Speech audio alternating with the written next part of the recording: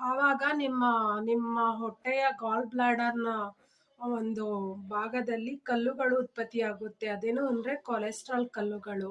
So, ಆದಷ್ಟು ನೀವು fasting ಉಪವಾಸ ಮಾಡಬೇಕಾದ್ರೆ ಆದಷ್ಟು ಹಣ್ಣು ಹಂಪಲನ್ನ ತಿನ್ನಿ. ತರಕಾರಿ ಮತ್ತು ಫ್ರೂಟ್ಸ್ ಆ್ಯಂಡ್ ವೆಜಿಟೇಬಲ್ಸ್‌ನ ತಗೊಳ್ಳಿ. ಇದರಿಂದ ಹಣ್ಣು ಹಂಪಲುಗಳನ್ನು ತೆಗೆದುಕೊಳ್ಳುವುದರಿಂದ ನಿಮ್ಮ ಗಾಲ್ ಬ್ಲಾಡರ್‌ನಲ್ಲಿ ಚಲನೆ ಉಂಟಾಗುತ್ತೆ, ಮೂಮೆಂಟ್ ಉಂಟಾಗುತ್ತೆ.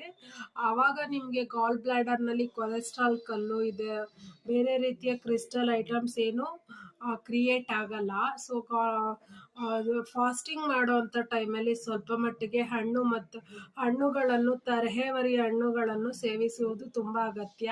ಈ ವಿಡಿಯೋನ ಆದಷ್ಟು ನಿಮ್ಮ ಪೇರೆಂಟ್ಸು ಮತ್ತು ನಿಮ್ಮ ಆಂಟ್ಸು ಆ ಥರದವ್ರಿಗೆ ತೋರಿಸಿ. ಯಾಕಂದರೆ ದೊಡ್ಡ ವಯಸ್ಸಿನವ್ರು ಬಂದು ತುಂಬ ದೇವಸ್ಥಾನ ಪುಣ್ಯ ಸನ್ನಿಧಿಗಳನ್ನ ಹೋಗಿ ವ್ರತ ನೇಮ ನಿಷ್ಠೆ ಉಪವಾಸ ಅಂತ ಇದನ್ನೆಲ್ಲ ಮಾಡ್ತಾ ಇರ್ತಾರೆ. ಸೊ, ಆದಷ್ಟು ಈ ವಿಡಿಯೋನ ಎಲ್ಲರಿಗೂ ಶೇರ್ ಮಾಡಿ. ಸೊ, ಹರಕೆಯ ನೆಪದಲ್ಲಿ ನಿಮ್ಮ ಆರೋಗ್ಯವನ್ನು ಹಾಳು ಮಾಡ್ಕೋಬೇಡಿ. ಸೊ, ಇಷ್ಟನ್ನು ಹೇಳ್ತಾ ಸುಮಾ ಡಾಟ್ ಚುಮ್ಮಿ ಚಾನಲಿಂದ signing off. Thank you. Bye.